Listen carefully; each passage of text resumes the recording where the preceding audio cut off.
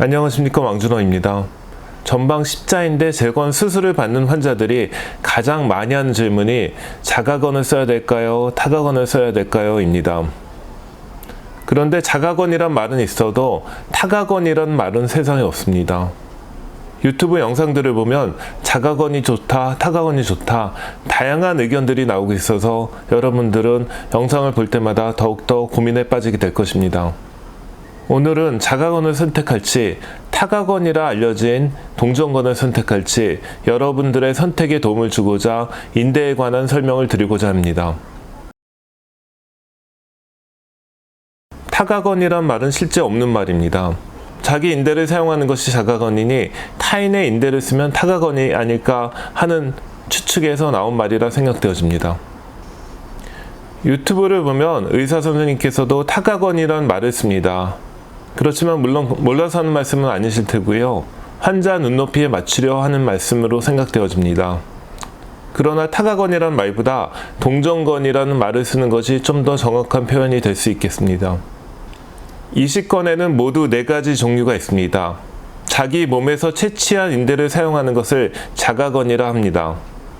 동정인 인간, 즉 타인의 몸에서 채취한 인대를 사용하는 것을 우리는 동정건이라 부르고 있습니다. 동종이 아닌 이종, 예를 들면 돼지 같은 데서 인대를 채취해서 사용했다면 그것은 이종건이라 이야기할 수 있겠습니다. 그리고 인공인대라는 것도 있습니다. 자가건이나 동정건 같은 생체 조직을 사용하지 않고 고텍스, 라스와 같은 인조 섬유로 만든 인공인대도 한때 많이 사용했었습니다. 그렇지만 생체 조직이 아니기 때문에 자기 조직으로 바뀌지 않고 결국은 파열되는 경우가 많이 있고 실제 우리 몸속에서 염증 반응을 많이 일으키는 현상 때문에 이제는 많이 사용되고 있지 않습니다. 현재 우리나라에서는 사용되고 있지 않습니다.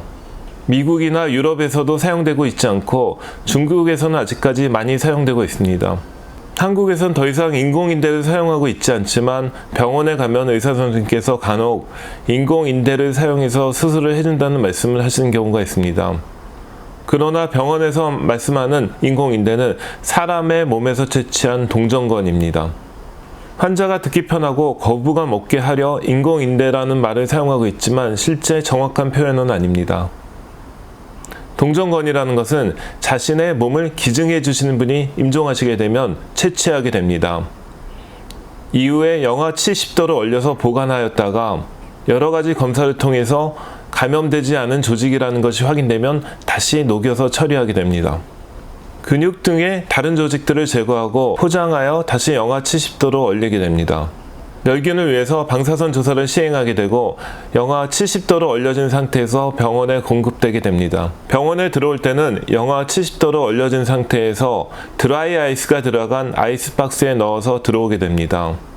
동정인대는 이중 밀봉 포장되어 있습니다.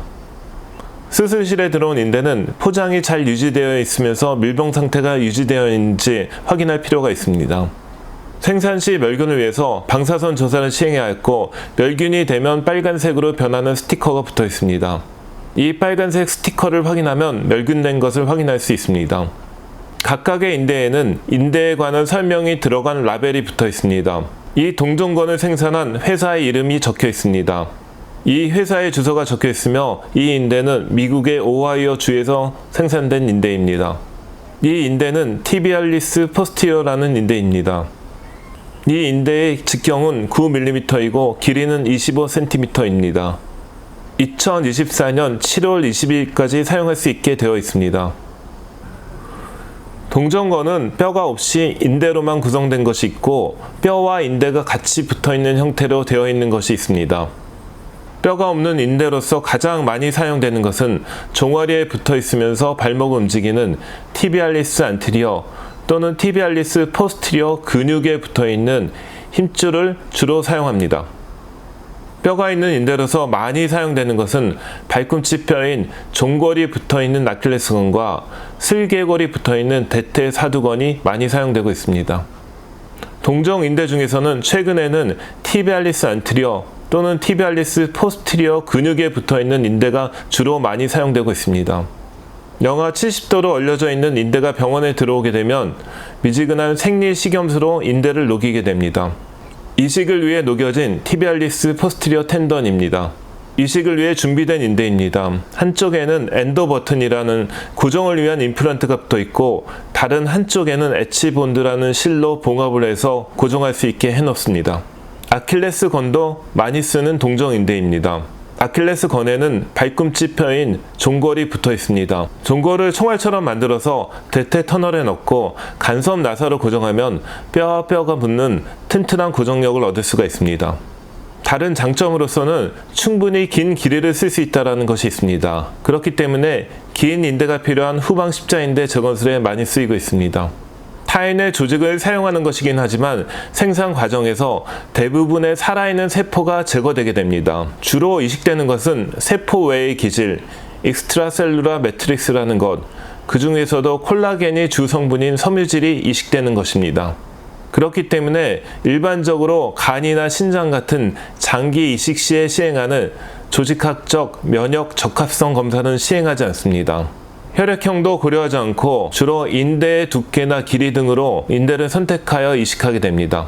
동정건의 장점으로서는 수술 시간이 짧아지고 수술한 이후의 통증이 자가건을 사용한 것보다 약간 적을 수가 있겠고 충분히 두껍고 긴 길이를 선택해서 사용할 수 있다는 장점이 있습니다. 수술하는 의사 입장에서도 인대 채취를 위한 노력이 필요 없기 때문에 수술을 좀 더 빠르고 편하게 할 수 있다는 장점이 있습니다. 무엇보다도 정상적인 자기 조직에 손상을 주지 않는 것이 가장 큰 장점이라 할 수 있겠습니다. 동정건의 단점으로서는 추가적인 비용을 지불해야 하고 매우 드물긴 하지만 질병의 전파 가능성이 있고 거부 반응은 없지만 염증 반응 비슷한 미세한 반응이 생길 수 있습니다. 그리고 자신의 인대로 바뀌는 인대화 과정에 자가건보다 조금 더 시간이 걸리기 때문에 조금 더 오래 조심해야 된다는 단점이 있습니다. 자가건에는 햄스트링건, 대퇴사두건, 슬개골건 등이 주로 사용되고 있습니다. 그 중에서 가장 많이 사용되는 것은 슬개골건과 햄스트링입니다. 과거에는 슬개골건이 골든 스탠다드라 불리며 가장 많이 사용됐었습니다. 그러나 지금은 햄스트링건이 가장 많이 사용되고 있습니다.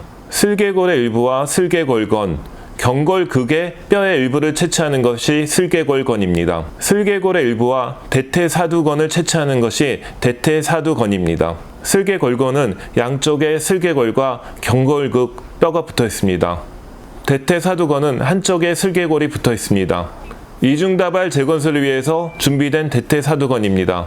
슬개골건은 뼈 터널 안에 뼈를 넣고 고정하기 때문에 뼈와 뼈가 붙는 든든한 고정력을 얻을 수 있기 때문에 초기 재활에 유리한 장점이 있습니다. 그리고 터널에 뼈를 채워 넣는 수술이기 때문에 햄스트링건에서 많이 생기는 터널이 넓어지는 현상을 막을 수 있습니다. 이러한 이유로 재수술을 해야 될 경우 유리한 장점이 있습니다. 그러나 스술 후 무릎의 앞쪽에 통증이 생긴다는 문제점이 생길 수가 있겠고 무릎 재활의 가장 중요한 대퇴사두근의 근력이 약해질 수 있다는 단점이 있습니다. 햄스트링건은 뼈가 붙어있지 않은 인대만을 채취하는 거기 때문에 비교적 공여부의 문제점이 적을 수 있겠습니다. 특히 무릎을 많이 구부리는 생활을 하는 우리나라에서는 무릎 앞쪽에 통증이 없다라는 것이 햄스트링건의 장점이 될 수 있겠습니다. 햄스트링 채취는 수술하는 의사가 익숙해지기만 하면 인대 채취에 긴 시간이 걸리지 않기 때문에 비교적 시간이 오래 걸리는 슬개골건에 비해서 수술 시간을 단축시킬 수 있다는 장점이 있습니다. 그렇지만 무릎을 깊게 구부리는 힘이 약해질 수 있다는 단점이 있습니다. 체조 선수와 같이 무릎을 깊게 구부린 동작이 필요한 경우에는 햄스트링을 채취하는 것이 부담될 수 있겠습니다. 그러나 평지에서 달리는 축구 같은 운동에는 큰 영향이 없는 경우가 많습니다. 일반적인 단일다발 재건술을 위한 햄스트링건입니다. 세미텐디너스 스텐던과 그라실리 스텐던을 한 번 접어서 모두 4겹으로 준비된 인대입니다. 이중다발 재건술을 위해서 각각의 인대를 2번 접어서 4겹으로 만들어준 인대입니다. 좀 더 두꺼운 세미텐디너스 스텐던은 전 내측 다발을 위해서 사용되고 있으며 좀 가는 그라실리 스텐던은 후 외측 다발을 위해서 사용될 수 있습니다. 인대가 끊어질 확률은 일반적으로 동정건이나 자가건이나 큰 차이가 없다 이야기할 수 있겠습니다. 그러나 25세 미만의 운동을 많이 하는 환자인 경우 동정건을 사용했을 경우 자가건보다 파열될 확률이 2배 이상 높다라는 보고도 있습니다. 그러므로 젊고 활동적인 분들은 자가건, 자기 인대를 사용하는 것이 가장 안전하고 튼튼한 방법이라 할 수 있겠습니다.